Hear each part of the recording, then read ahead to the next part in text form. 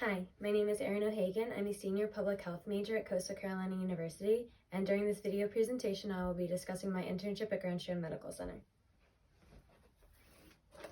So my internship was with the chest pain coordinator, Allison Duveau at Grand Strand, in that we would go and see patients who have had heart attacks or had chest pain, things like coronary artery disease, COPD, and we would help them. We would give them the tools to live a better heart healthy lifestyle. So the 3 chest competencies that I think that were used the most is area of competency 1. So that is when you assess the needs of the patient or the community in public health stance. So we used a computer program called Meditech. It's an online secure charting. So every patient that was admitted has a chart. So we would go through and look up who was admitted for what reason from the previous day.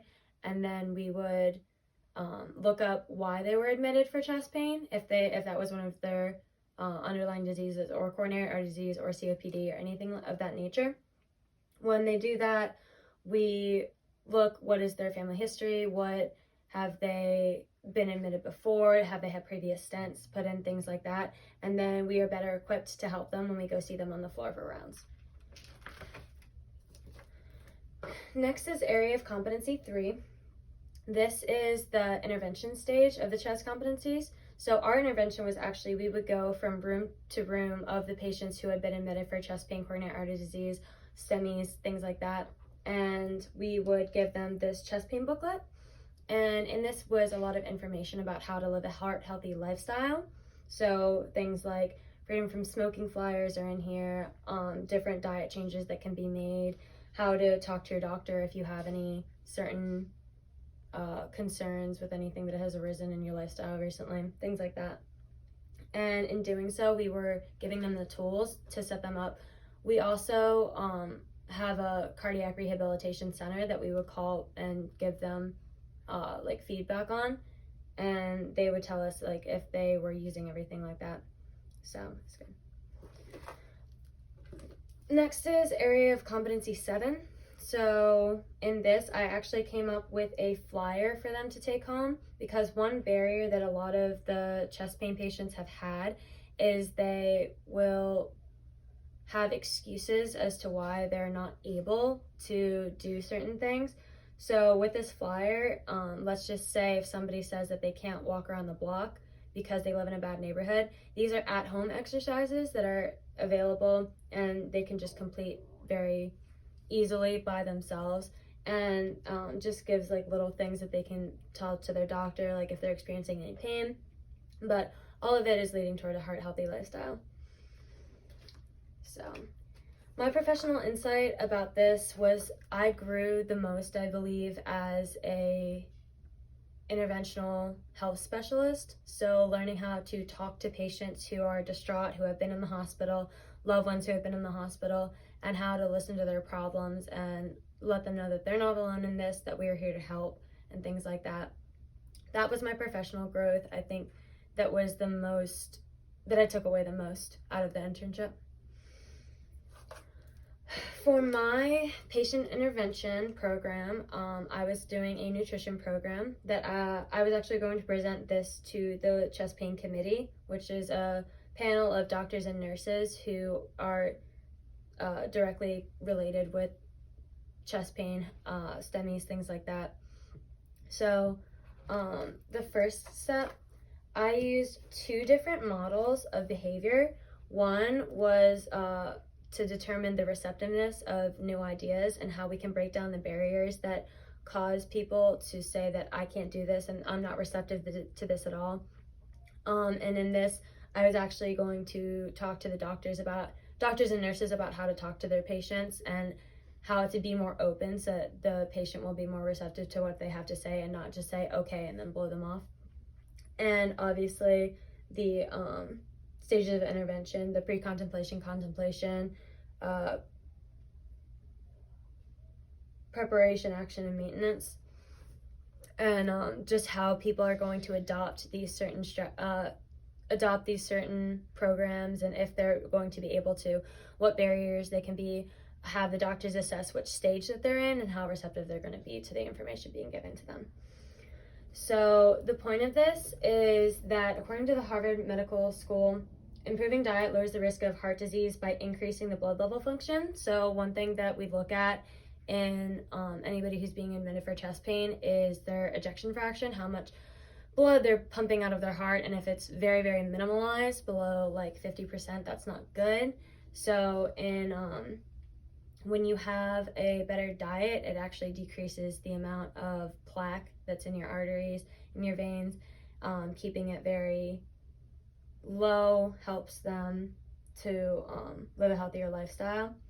So my intervention strategy